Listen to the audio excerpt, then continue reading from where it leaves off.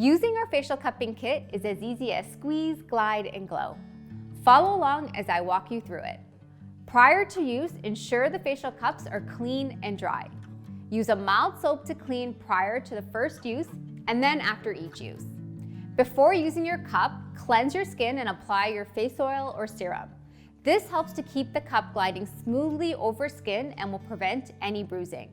Gently squeeze the silicone bulb to help the glass tube suction to the skin. Glide your facial cup along your skin, always upwards and outwards, ensuring that the cups are always moving. Avoid leaving the cup suctioned to the skin for longer than 2 to 3 seconds. This will cause a cup bite. Release the cup suction at the end of the stroke by gently squeezing the bulb and gently pulling it away from the skin.